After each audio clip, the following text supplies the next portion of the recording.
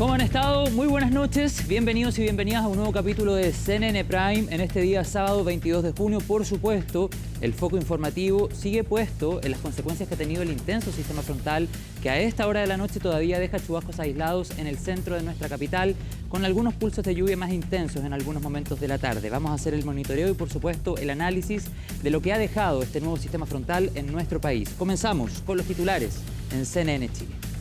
Bueno, les cuento que el último balance de Senapred reporta más de 1.400 damnificados tras las fuertes lluvias que afectaron la zona centro-sur de nuestro país. Además, hay más de 11.000 viviendas con algún tipo de daño, principalmente en la zona rural de la región metropolitana. Respecto a las personas aisladas, las autoridades confirmaron más de 3.000, la mayoría en la Araucanía. El juzgado de garantía de San Bernardo decretó arresto domiciliario nocturno para los dos imputados por el fatal choque de trenes en San Bernardo, que dejó 2 personas muertas. Según la hipótesis de la Fiscalía, que tendrá 150 días para investigar, la colisión se habría producido a partir de errores de comunicación por parte de los imputados con el tren de carga. En temas internacionales, la policía de Perú anunció la captura de 520 integrantes del Tren de Aragua que mantenían operaciones en ese país. Según informó la institución, entre los detenidos estarían algunos de los líderes de la banda criminal.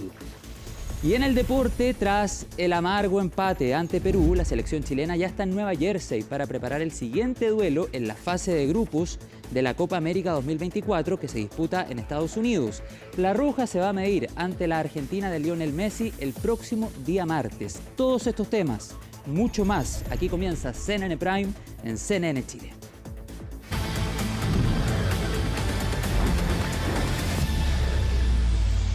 Bueno, comenzamos las noticias revisando consecuencias del sistema frontal en el centro-sur del país. El gobierno activó el Código Azul, de hecho, para comunas de 5 regiones de la zona centro-sur de Chile a propósito de las bajas temperaturas que se vienen para las próximas jornadas. Conversamos esta situación a esta hora de la noche. Hacemos el análisis junto a Pablo Figueroa en la unidad móvil en CNN Prime. Pablo, buenas noches.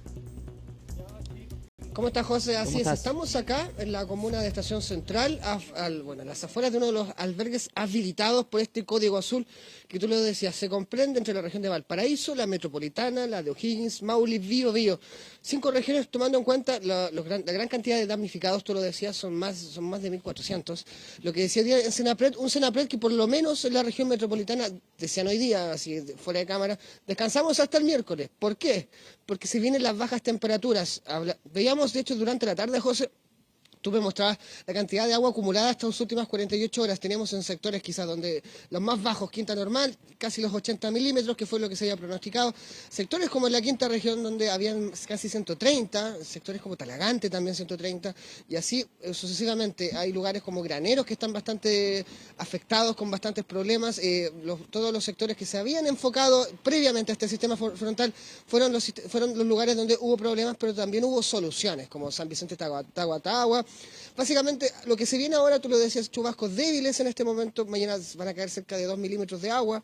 Probablemente entre lunes y martes también la misma cantidad, 1 y 2. Pero ya el miércoles se activa nuevamente el comité de emergencia porque se vienen los fríos y ya vamos a pasar de hablar de la lluvia, de lo que pasó con el sistema frontal, con lo que va a pasar con la nieve. Se ve mucho frío, temperaturas cercanas a los 0 grados desde Valparaíso hacia el Biobío y la región del Biobío al sur desde el miércoles un nuevo sistema frontal. Pero enfoquémonos primero el día después de la lluvia en el sector de María Pinto, por ejemplo, en el sector surponiente de la región metropolitana. ¿Por qué? Porque grafica lo que pasó en este sistema frontal, que es el término más acuñado por las autoridades, la saturación de los pisos, que tiene que ver que en los sectores rurales ya el agua no podía absorber más la cantidad con la intensidad que cayó en menos de 48 horas, sumada a lo que pasó al ciclón extratropical que trajo lluvias hace 2 semanas y así sucesivamente.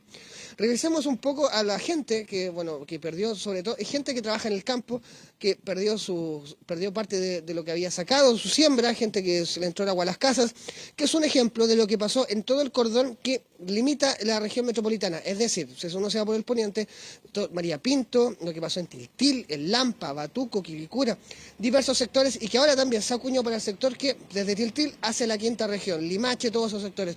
Revisemos lo que grafica la realidad de los agricultores y las comunas más rurales de la región metropolitana y sus alrededores en la voz de la gente de María Pinto. Hubo pérdida total por lo menos de 200 viviendas. Ayer vino la Seremi de Vivienda, recorrió y bueno, le informó a la Dirección de Obras Públicas y por eso hoy día tenemos que ir a ver esos puntos. Estos son los medios para que uno también pueda decirle a la gente, cuando compre un terreno, vea el informe previo para saber si son terrenos inundables, si son terrenos que son legales y que puedan construir una casa que no se vaya, que requiera un radier más alto. En todo lugar uno puede construir, pero tiene que saber dónde está construyendo. Y la verdad es que eso ha pasado acá, borraron todo, vulneraron todas las acequias de una comuna rural. En muy poco tiempo, en cerca de 14 horas, ya había llovido en la región metropolitana 6 veces lo que llovió el día martes, para que nos hagamos una idea de la magnitud de las lluvias que cayeron. En los sectores rurales, además, eso se intensificó en varios de los lugares, como nos decía la alcaldesa, incluso llegó a ser el doble de lo que había sido en el Valle de Santiago. Y acá también tenemos que recordar que cuando normalmente se dice que Santiago no es Chile, también la región metropolitana no solamente Santiago. Hay 14 comunas rurales que están sufriendo mucho en este sistema frontal y hoy día tenemos nuestra prioridad centrada en que al haber caído mucha agua, al haber tenido 3 sistemas frontales muy seguidos, los suelos están saturados.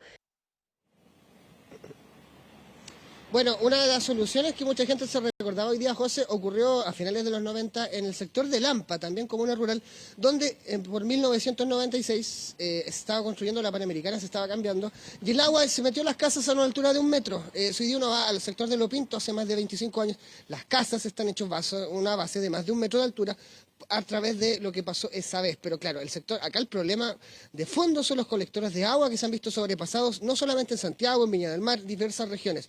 Pero también, decíamos, el problema es el agua. Ahora se viene el frío y ya se está haciendo ver en diferentes zonas. Y la caída de nieve, que puede ser una buena noticia para lo turístico en cuanto a la situación actual de lo que está pasando en el país, no es tan buena porque se viene el frío y se viene la nieve. Estamos viendo imágenes de lo que pasó en Farellones, donde, claro, hubo otro problema. Y revisemos lo que nos dijo Carabineros con el rescate de una persona que se vio atrapada por la nieve, que no, básicamente en el sector de Farellones, porque hay que decirlo, otra de las cosas que aprendimos en estos sistemas frontales que pasaron el otoño que ya se fue, el frío, la lluvia perpendicular, y también que llueve con mucha intensidad y por ende también hay nieve cuando hay frío. Escuchamos a Carabineros con respecto a este rescate en la zona de Farellones. Fueron arduas horas para poder llegar donde estaba don José, el trabajo que hizo la Municipalidad Valle Nevado, y en encontrarnos con don José, que todavía se encontraba con vida en ese vehículo, poder sacarlo de la cantidad de nieve que tenía donde estaba él, fue muy gratificante. Todo el pueblo chileno sintió ese abrazo. Yo creo que no voy a olvidar nunca ese abrazo porque fue un harto trabajo para poder encontrarlo. Las formas climáticas estaban muy complicadas y bueno, gracias a Dios lo pudimos encontrar con vida. Él se encuentra en estos momentos bien.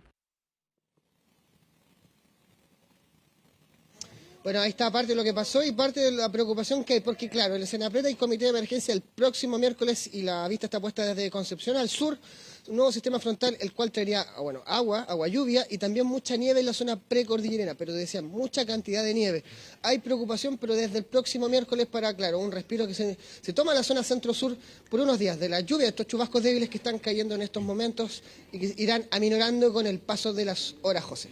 Así es, Pablo Figueroa, vamos a seguir monitoreando, por supuesto, el tema de las bajas temperaturas que se han pronosticado para las próximas jornadas. Por otro lado, además, el ingreso de un nuevo sistema frontal, más o menos la noche del día lunes, madrugada del martes, en el extremo sur de nuestro país, y que va a avanzar hacia el día miércoles, por ejemplo, al centro sur. Nuevamente es una zona que ha generado mucha preocupación por consecuencias que han sido más que evidentes respecto a las intensas precipitaciones que han sido muy persistentes, sobre todo en la región de Biobío y la región de Ñuble, Pablo. Para finalizar, y solo también para que hagamos un análisis de la precipitación caída en las últimas 48 horas, tengo acá algunos datos. Por ejemplo, 160 milímetros en la estación Torquemada, es decir, en Viña del Mar Alto, donde está precisamente el aeropuerto de dicha ciudad, y en Quinta Normal, que mide el centro de nuestra capital, 66 a 68 milímetros, insisto, en las últimas 48 horas. Pablo, muchas gracias por toda la información. Por supuesto, seguimos en contacto. Que tengas buenas noches.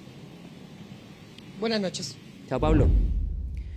Bueno, y sobre lo mismo, temperaturas mínimas cercanas a 0 grados y gran cantidad de nieve en zonas precordilleranas. Es lo que se anticipa tras este último sistema frontal. Un respiro que solo duraría hasta el día miércoles, cuando se prevé el ingreso de otro sistema frontal desde Concepción y hasta el sur de nuestro país. Precisamente Pablo Figueroa tiene todos los detalles en la siguiente nota.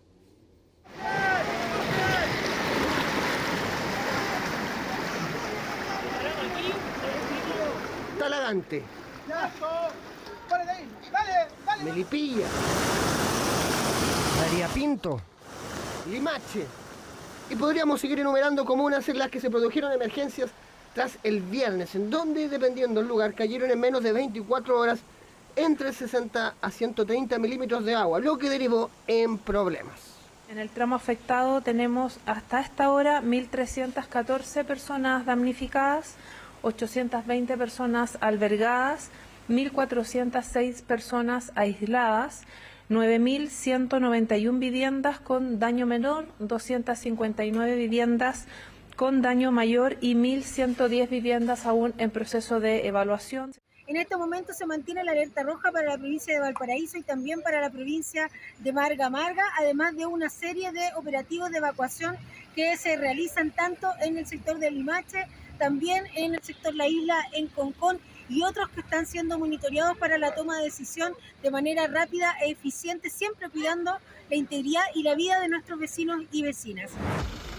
Las inundaciones y barrios afectados por la concentración de agua fueron la imagen común este sábado. No importante si fue en la zona sur de la región metropolitana o la norte, o en otros sectores como Santa Elena en Rancagua. En esta maniobra tuvimos algunos inconvenientes, personas que no querían abandonar sus hogares por temor a ser objeto de algún delito. Se conversó con ellos, se pudo convencer y evacuaron las casas, ya que el nivel de agua posiblemente pueda seguir aumentando. Estamos también apelando a la buena voluntad de estas personas y afortunadamente se ha logrado convencer a las personas que no habían querido salir. Tenemos esta preocupación principal por proteger a las personas. Se han desarrollado distintos operativos de evacuación preventiva. Pero no solo fue en la región metropolitana donde la alerta SAE se hizo recurrente en las últimas horas.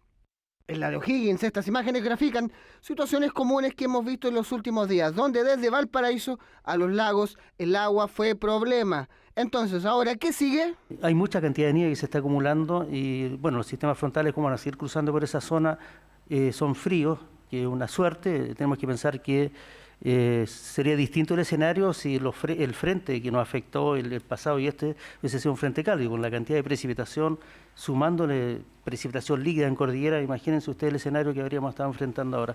Bueno, en el sur es un sistema frontal frío también, van a seguir las precipitaciones en el sur. Y hacia el día miércoles se ve más activo un sistema frontal que estamos evaluando. El Centro Meteorológico, digamos, sur está también en condiciones de empezar a evaluar esta condición que se está avecinando, porque hay mucha acumulación de nieve también en sectores interiores. Sí, hay respiro, pero un sistema frontal en el sector sur nuevamente viene hacia el miércoles en adelante, así que hay que estar vigilándolo. Chiquillo, este es mi sector. Bueno, la Tania, la Karina conocen mi... Así es, un respiro de las lluvias para ocuparnos del frío, pero desde el Biobío hacia el sur, la aparición de la nieve es el tema que preocupa desde el próximo miércoles, donde habrá una nueva reunión en Senapred para analizar los efectos de lo que podría ser otro nuevo sistema frontal para el sur del país. Y el gobierno confirmó que ingresará un proyecto de ley para establecer la obligatoriedad legal de las evacuaciones por las emergencias. Las autoridades manifestaron su preocupación debido a las familias que se niegan a dejar sus hogares, poniéndose en riesgo a sí mismos y al personal de seguridad durante, por ejemplo, el actual sistema frontal. Revisamos las reacciones junto a la periodista Estefanía Bustamante. Algo de tregua daba el sistema frontal en María Pinto tras el desborde de un estero que obligó la evacuación de cientos de familias, aunque algunas optaron por quedarse. ¿Cuántos son? Harto. Aquí hay 4 familias. ¿Y ninguno evacuó? ¿Ah? ¿Ninguno evacuó? No, todo aquí. como Mario y su grupo completo. Familias enteras se negaron a dejar sus hogares y omitieron la alerta SAE, una escena que se ha repetido en otras emergencias, convirtiéndose en uno de los puntos más desafiantes para las autoridades. Hemos vivido en estas últimas horas situaciones complejas en algunos lugares donde en reiteradas ocasiones se le ha pedido a la gente que evacúe. Esas evacuaciones han sido reforzadas a través de la mensajería SAE y así todo hay gente que se niega a evacuar. Y el gobierno ha decidido presentar un proyecto de ley al Parlamento que vamos a darle discusión rápida para establecer la obligatoriedad legal de obedecer las instrucciones de evacuación y tener consecuencias para las personas que no lo hacen. Los equipos de seguridad, dice la ministra, deben distribuir su energía en distintos puntos de la emergencia, incluido aquellos donde las personas no quieren abandonar sus casas, quedándose a veces por horas para asegurar la evacuación. Si se hace de manera integral es una buena medida, porque si finalmente pierden sus casas y evacuaron, luego no van a tener a dónde volver a lo mejor en mucho tiempo. Entonces, si los recursos llegan a tiempo luego de esas evacuaciones, creo que es una buena medida. Cuando pasa la emergencia y no se quiere evacuar y después las personas se ponen en riesgo y entra carabinero o entra bomberos y pone en peligro la vida de los rescatistas, es una situación muy compleja. Deberíamos todos tomar conciencia que cuando se emiten las alertas de evacuación es para que nos cuidemos no solamente las personas que están siendo afectadas, sino los rescatistas. Ayuda temprana para posibles damnificados o mayor conciencia sobre el peligro de exponerse a una emergencia mayor son algunos de los puntos sobre la mesa, aunque varios, como Mario María Pinto, deciden quedarse por un solo motivo: la seguridad de sus viviendas. Igual es complicado porque uno quiere cuidar sus cosas, porque a uno le cuesta sus cosas. No es que las cosas las regalen a uno le cuesta. Y va a costar que alguien se despoje de sus cosas materiales, aunque sean materiales, son cosas que a uno le ha costado. ¿Y aún faltan personas por evacuar? Muchas. Sí, porque habemos gente que no nos queremos ir, porque siempre es lo mismo, evacúan y cuando uno llega a las casas han entrado los ladrones y entonces nos da miedo irnos y quedarnos también, pero algunos preferimos quedarnos. Aunque aún no hay certeza sobre cuándo se ingresará el proyecto, parlamentarios de la Comisión de Emergencia, Desastres y Bomberos ha considerado este debate, la seguridad como una garantía para que las familias puedan evacuar rápidamente en una emergencia. Entendemos que el proyecto de ley que pretende presentar el gobierno está bien intencionado, pero no lo vamos a aprobar mientras no nos dé la seguridad que en los lugares que las personas son evacuadas obligatoriamente haya resguardo a fin de que no pierdan sus bienes y su inversión de toda una vida. Esperamos que este proyecto sea tramitado con celeridad, pero que también las autoridades asuman la responsabilidad de la seguridad de aquellas casas que son dejadas por su ocupante para poder generar una buena evacuación. Si bien en la oposición reconocen que el debate del proyecto debe ser urgente, instan al Ejecutivo a considerar la seguridad por lo menos de sectores rurales y australes, donde es más complejo resguardarse de robos o daños de terceros. No es suficiente con endosar responsabilidad a los ciudadanos en torno a las emergencias, sobre todo en relación a la evacuación. Aquí hay que generar un trabajo coordinado. Si bien este proyecto va a ser impulsado por el Ejecutivo, como presidente de la Comisión de Bomberos, Emergencia y Desastre, hemos conversado con miembros de nuestra comisión para que pase por esta, sea consensuado con bomberos y con los distintos estamentos para llegar a un proyecto que sea adecuado. Así es que varios diputados de dicha instancia creen que la iniciativa debe pasar por la comisión para adecuar la norma, precisamente en un país que está sujeto a emergencias frecuentes. Nuestro país lamentablemente siempre está sujeto a este tipo de cosas y lamentablemente la legislación que existe, no solo respecto a este tema, sino que muchos temas está bastante atrasada y tenemos que tener conciencia respecto a eso, sobre todo a propósito de lo que está significando el cambio climático. Nosotros estábamos muy bien preparados para los terremotos, pero este nuevo tipo de emergencia, la verdad es que nos madrugan. Y yo creo que todo lo que vaya en el sentido de mejorar para el cuidado de las y los ciudadanos va en el sentido correcto. El gobierno, a través de la ministra del Interior, detalló que el proyecto será sencillo y de tramitación rápida, enfocada en la protección de las personas, con un respaldo legal que se discutiría en el Congreso durante la primera semana de julio, tras el término de la semana distrital. 150 días de plazo tiene la Fiscalía para investigar la mortal colisión de 2 trenes en San Bernardo, un hecho que no se repetía desde la gran tragedia de Queronque de 1986. El juzgado de garantía dejó a los 2 imputados, el controlador de vías y el maquinista, con arresto domiciliario nocturno, arraigo nacional, prohibición de asistir a la sala de comando de EFE y de comunicarse entre sí.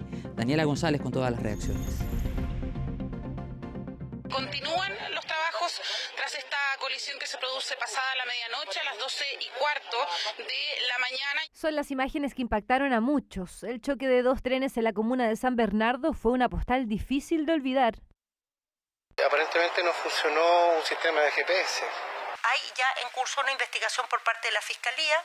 Hay 2 personas detenidas, sí existen antecedentes suficientes para declarar legal la detención. Y precisamente los detenidos, el maquinista del tren y el encargado del control ferroviario de la empresa de ferrocarriles del Estado, este sábado fueron formalizados por el accidente que dejó 2 personas fallecidas y 9 heridas. Los antecedentes que se tiene a la fecha son los que paso a exponer. La Fiscalía solicitó arraigo nacional, arresto domiciliario nocturno y prohibición de asistir a lugares como Comando Centralizado de EFE, aparte de impedir la comunicación entre ambos imputados, medidas cautelares que fueron aceptadas por el juez. La investigación consistió en la revisión de la caja negra y la pericia de los celulares. En este teléfono, su señoría, se realiza un análisis de la conversación vía WhatsApp con contacto con una persona denominada Pancho Parra. La transcripción del audio dice: no compadre, o sea, OIS verbal, dijo si lo autorizo a sobrepasar la señal de entrada, vista por atrás hasta el punto antes de la 26. Luego hay otra transcripción de audio, dice: sí, va a ser muy tedioso porque más encima al controlador a él se le viene más pesado, dice, que a nosotros. Pero sí, weón, alcancé a sacar a los chicos de la cabina, a los jefes, alcancé a correrlos al final del coche. Y a Dios gracias, a eso estamos vivos. Yo fui el último que arrancó, entonces no sé cómo yo salí menos ileso que los demás.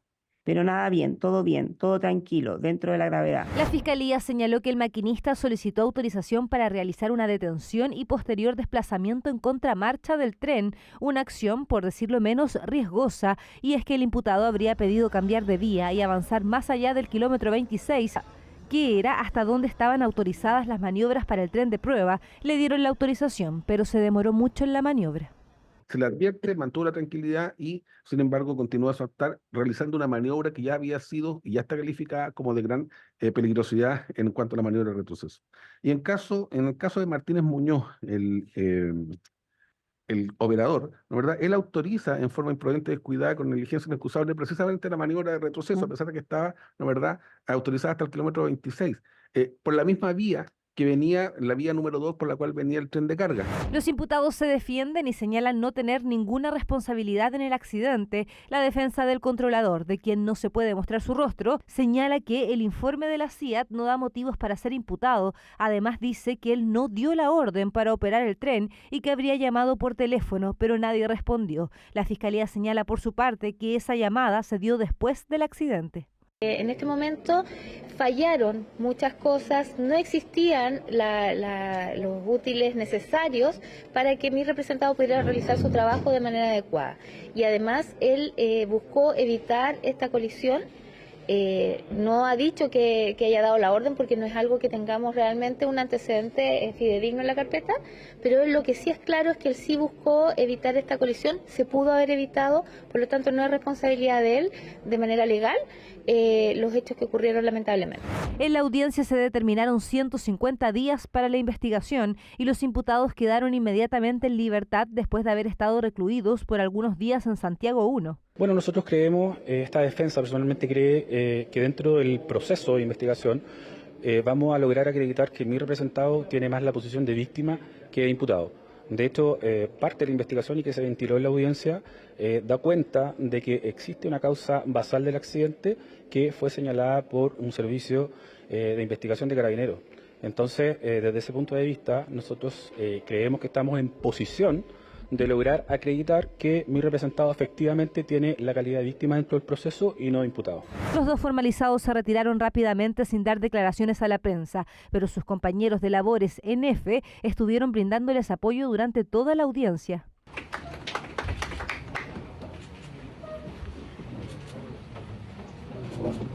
Arraigo nacional, arresto domiciliario nocturno entre las 10 p.m. y las 6 a.m., prohibición de comunicarse entre imputados y de asistir a lugares de comando de control de F. Esas fueron las medidas cautelares para el maquinista y el controlador de vías de la empresa de ferrocarriles del Estado por causar, aparentemente por negligencia, un choque de 2 trenes que no se repetía desde la tragedia de Queronque, en la región de Valparaíso, donde chocaron un tren expreso y un automotor. Esta tragedia de 1986 dejó 86 fallecidos y más de 500 heridos.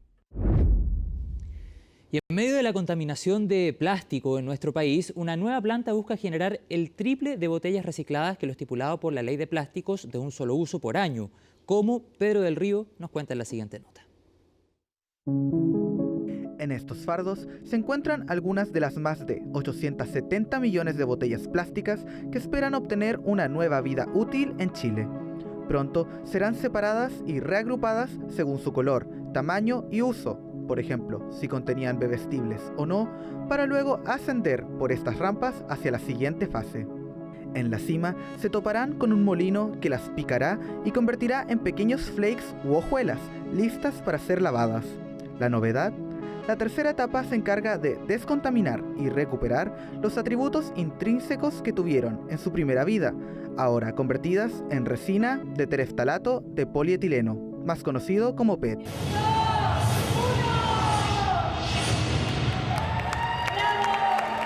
Este será el proceso que tendrá la primera planta de producción de botellas recicladas en nuestro país, Circular, la que busca ponerse en línea con las exigencias de la Ley de Plásticos y Productos de un Solo Uso, que implementará su tercera fase en agosto y prohibirá el uso de materiales desechables en establecimientos regulados a lo largo de todo Chile. Nuestra fábrica tiene capacidad de recuperar el 45% de las botellas que ponemos en el mercado. Imagínate la cantidad de botellas, 870 millones, que no van a estar en un vertedero, que no van a estar en los ríos, en los mares, sino que van a estar naciendo para hacer una nueva botella. La diferencia de esta planta es que le da grado alimenticio y recupera capacidades técnicas. Esa capacidad de poder estirar la botella, de darle formas, es lo que hacemos en la última etapa y, por supuesto, el grado alimenticio, que es clave para la salud de todos nuestros consumidores. Un proyecto de $40 millones y que aspira a producir 18.000 toneladas por año de botellas recicladas, es decir, 3 veces más de lo estipulado por la normativa actual. Que además tiene muchas oportunidades en términos económicos, genera empleos verdes, es una planta que tiene gestión hídrica y gestión energética también sustentable. Según estimaciones de la Asociación Nacional de la Industria del Reciclaje, en Chile se generan casi 118.000 toneladas de botellas plásticas anuales y solo un 18%, es decir, 21.000 de ese total, se recicla y transforma en nuevos productos. Y eso no es todo. De acuerdo a la Asociación Gremial de Industriales del Plástico, en 2022 en Chile se habrían consumido 1.375.000 toneladas de productos derivados de este material, de los cuales se habría reciclado un 7,8%. En otras palabras, 106.870 toneladas solamente. El Tratado Global contra la Contaminación por Plásticos, celebrado por la Asamblea de las Naciones Unidas para el Medio Ambiente en 2022 y que tuvo a nuestro país como uno de sus 176 países participantes, espera acordar un compromiso vinculante que proteja la salud, salvaguarde los derechos humanos y preserve la tierra para finales de 2024. Circular nace como una nueva solución país. A través de esta planta se inicia el gran desafío de duplicar, triplicar y, por qué no, cuadruplicar de manera sostenible la recolección de botellas plásticas, evitando la fuga al medio ambiente y redefiniéndolas como materias primas, fundamentales para este proceso. La planta estará ubicada en la comuna de Renca y buscará promover la cultura del reciclaje y crear nuevos puestos de trabajo en el sector, contribuyendo al desarrollo local y al bienestar de la comunidad. Y en temas internacionales les cuento que Perú confirmó la detención de más de 500 personas que presuntamente pertenecen al Tren de Aragua. Esta es la mayor operación policial en la historia del vecino país. Revisamos todos los detalles junto a Gabriel Palma.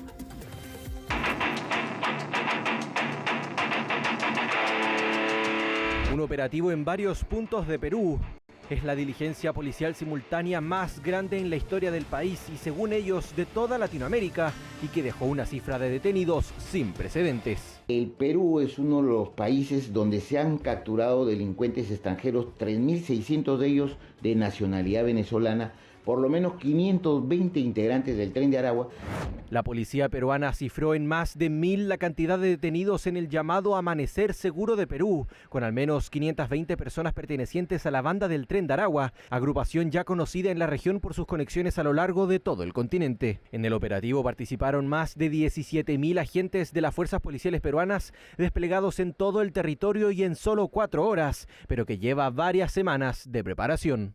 En un hecho histórico y sin precedentes, estamos a nivel nacional diciéndole al Perú entero que la lucha frontal contra la delincuencia y el crimen organizado estamos dando batalla. No solamente está interviniendo la Policía Nacional del Perú, sino también estamos contando con la participación de las Fuerzas Armadas.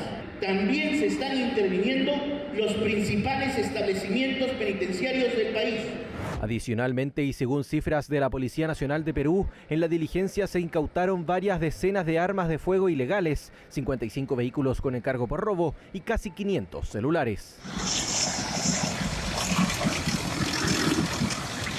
Perú se adjudicó uno de los golpes más importantes al que hoy por hoy es una de las agrupaciones criminales más peligrosas de Sudamérica y que, según distintas fuentes policiales, ya operaría incluso en Estados Unidos. Y es que el Tren de Aragua, banda proveniente de Venezuela y presuntamente gestada en esta cárcel, el Tocorón de Aragua, ya tiene operaciones confirmadas en Colombia, Ecuador, Perú y nuestro país. Y es por ello que tanto Ecuador como Chile hemos tenido sendas reuniones respecto de nuestras estrategias que están basadas en la inteligencia operativa, la investigación y en coordinación con el Ministerio Público y el Poder Judicial, que también actuaron en este Amanecer Seguro.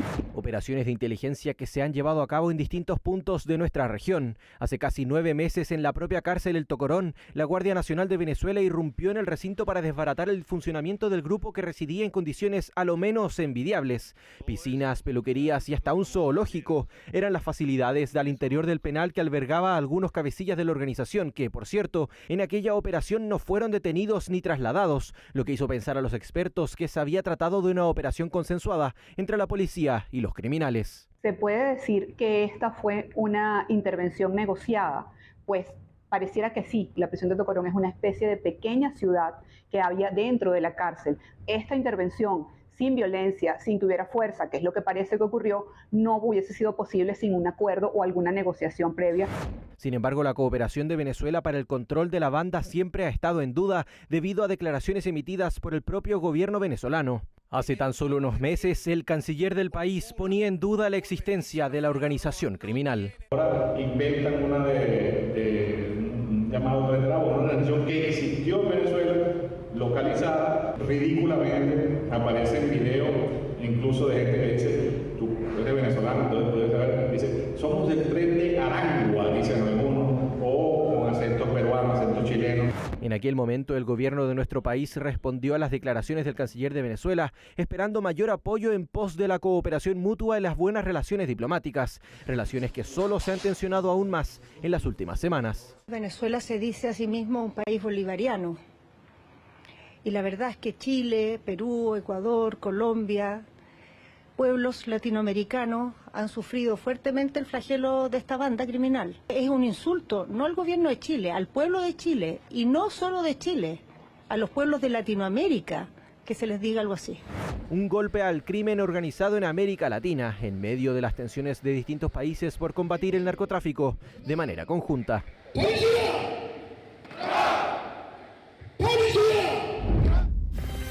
Y decenas de personas murieron tras los últimos ataques israelíes en la Franja de Gaza. Desde el ejército de Israel aseguran que los bombardeos se llevaron a cabo contra infraestructura de Hamás. Revisamos todo lo que ocurrió en el lugar en la nota de Samuel Sánchez. Decenas de personas murieron durante una nueva jornada de intensos bombardeos israelíes en la Franja de Gaza. según reportaron las autoridades locales. Durante la noche hubo ataques aéreos aleatorios, nos salvamos. Hoy por la tarde han disparado una bomba cerca de la Cruz Roja. Nos encontramos cerca de la Cruz Roja. Mi marido corrió a comprobarlo. Volvieron a disparar cerca de la Cruz Roja. Los ataques impactaron viviendas en los barrios de Al-Tufa y Al-Chati, cerca de la ciudad de Gaza, según la oficina de gobierno controlada por Hamas. Además indicaron que decenas de fallecidos llegaron hasta el hospital de Al-Ali y algunas personas aún no han podido ser encontradas entre los escombros. Nuestras tripulaciones trabajan sin descanso, aunque faltan equipos y combustible. La situación es muy mala, pero seguimos trabajando duro y trasladamos a los mártires al hospital bíblico. Hubo 7 muertos y 20 heridos en este ataque aéreo. Cuando ocurrió el incidente yo estaba a 300 metros de mi casa. Cuando vi el bombardeo sentí que estaba cerca de mi casa. Entonces me enteré de que la casa de mis vecinos había sido alcanzada por un ataque. El ejército de Israel afirmó que sus aviones realizaron ataques contra la infraestructura de Hamas, aunque no especificaron los lugares que fueron impactados. Este tipo de situaciones ha llevado a que incluso un aliado como Estados Unidos ponga en pausa el envío de algunas armas hacia Israel. Como saben, seguimos revisando un envío del que ha hablado el presidente Biden con respecto a bombas de 2.000 libras, debido a nuestra preocupación por su uso en una zona densamente poblada como Rafah.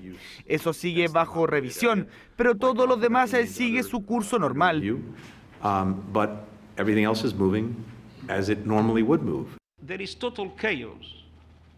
Hay un caos total en Gaza y no hay autoridad en la mayor parte del territorio. Israel ni siquiera permite que la llamada Policía Azul escolte nuestros convoys porque es una policía local, vinculada a la administración local.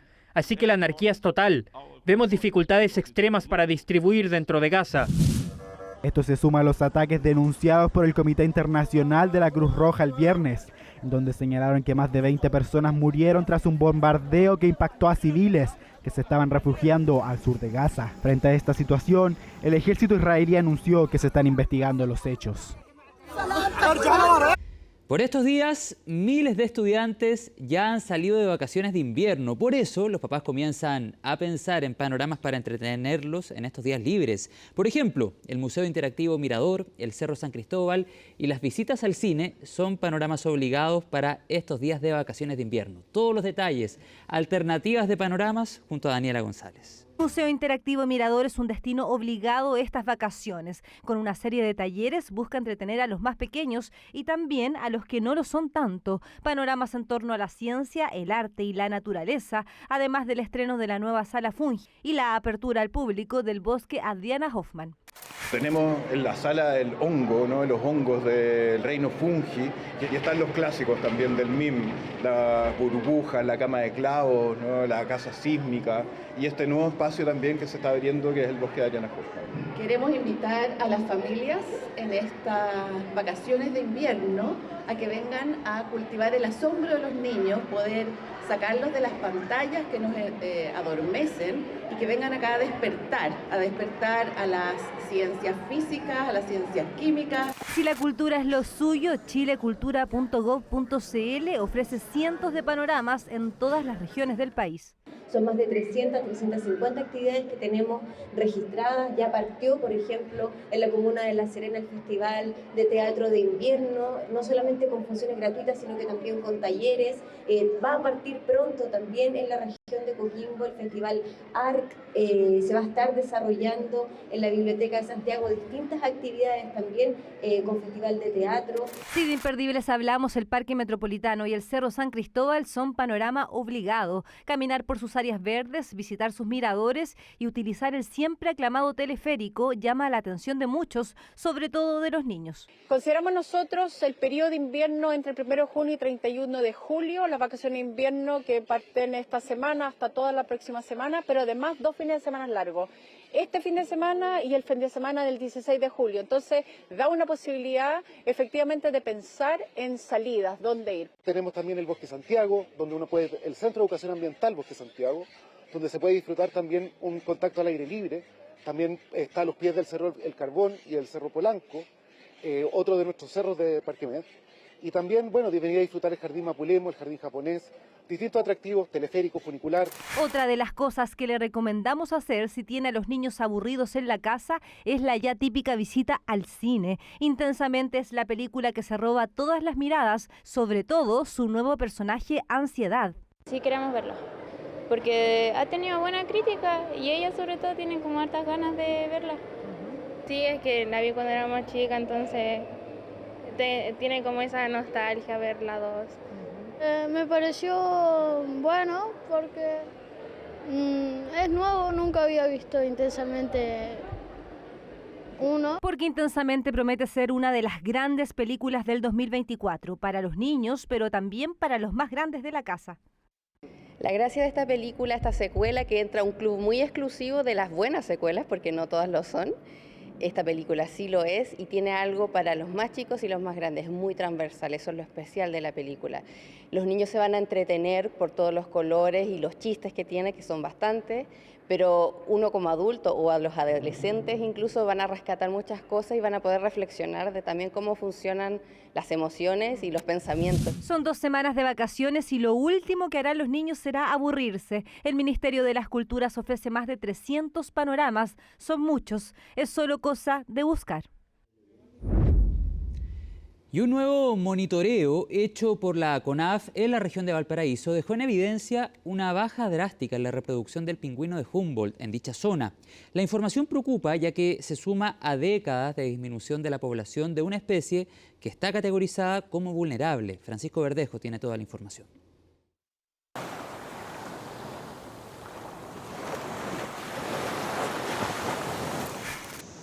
Viven entre 15 a 20 años. Se aparean de forma monógama toda su vida y tanto el macho como la hembra cavan un pequeño agujero para anidar sus huevos. El pingüino de Humboldt es una de las 18 especies de su tipo en todo el mundo. Habita y se deja ver principalmente en la zona centro de nuestro país. Pero los efectos de la crisis climática y la pérdida de la biodiversidad amenazan su existencia. En las últimas décadas se ha visto una disminución de la población drástica, siendo que en todas las islas que hemos censado la población y los nidos de pingüino han disminuido o se han mantenido, pero ninguna se ha incrementado.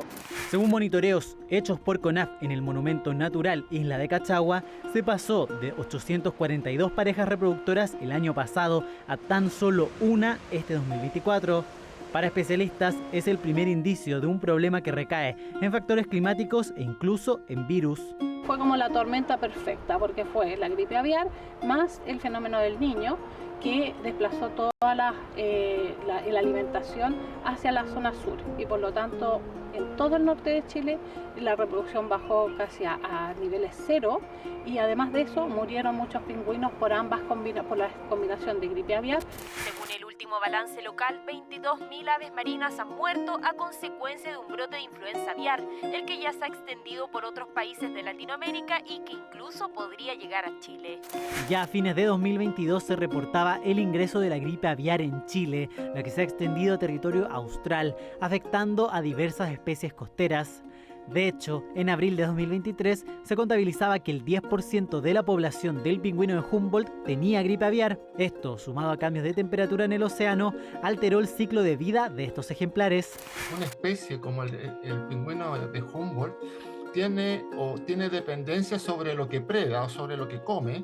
Y cuando se produce el fenómeno del niño, también las poblaciones las cuales él se alimenta también sufren variaciones, por lo tanto hay una disminución del recurso alimenticio. Disminuyen la cantidad de alimento alrededor de las islas, los pingüinos no vienen a reproducirse y entonces se van al mar y pasan mucho tiempo lejos de la costa, en donde no los podemos observar y por lo tanto no los podemos contar.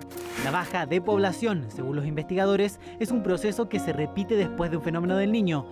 Por ejemplo, si vamos a un par de décadas hacia atrás, en 1981 se estimaba que había entre 10 a 12.000 ejemplares de esta ave.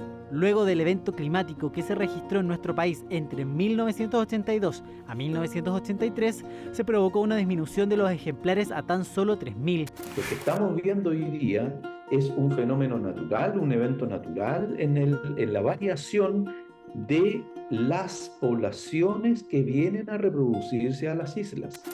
Pero a este proceso se añaden nuevos factores. a los conocidos efectos generados por la crisis climática. Por ejemplo, la contaminación por plásticos provoca daños importantes en sus organismos y ecosistemas. Para 2023, la tasa de disminución del pingüino de Humboldt era del 7% cada año. Están mayoritariamente causas antrópicas, ya sea por la no supervisión de mascotas, también por artes de pesca que se traduce en contaminación de los mares y también la destrucción de hábitats, la perturbación de lugares de anidación que son importantes. En este minuto la mayoría de las especies marinas dan tanto plástico como partículas vivas a comer a sus polluelos porque no tienen otra opción. Con el retiro del fenómeno del Niño y una normalización de la temperatura oceánica, especialistas esperan que para 2025 podrían haber más parejas que nidifiquen. Si vamos hacia una instalación de la Niña este año, podría significar una recuperación de las poblaciones.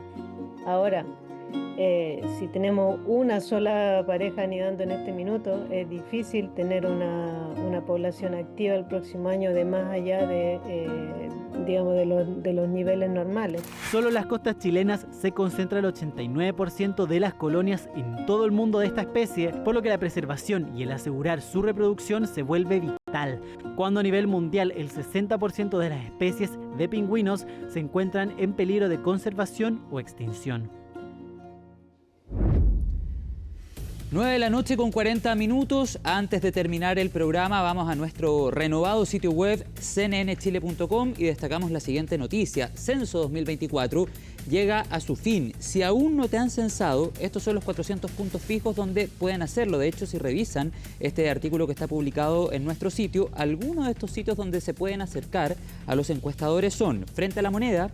En la Plaza de la Constitución también se ha dispuesto un punto para censarse. Se ha hablado también de algunas estaciones de metros, compañías de bomberos, ya les decía yo, frente al Palacio de la Moneda, la Plaza de la Constitución y así otros 400 puntos. Todo el detalle y toda la información la encuentran en cnnchile.com. También quienes hacen esta importante encuesta para nuestro país, desde el INE, por ejemplo, han señalado que se han tomado todos los resguardos necesarios para evitar, por ejemplo, que personas sean doblemente censadas. Obviamente hay un registro vía carnet de identidad, vía RUT, que permite cerciorar al encuestador si la persona ya fue o no censada. Más información, los 400 puntos fijos donde pueden censarse en terreno, por llamarlo de alguna manera, toda aquella información en nuestro renovado sitio web cnnchile.com.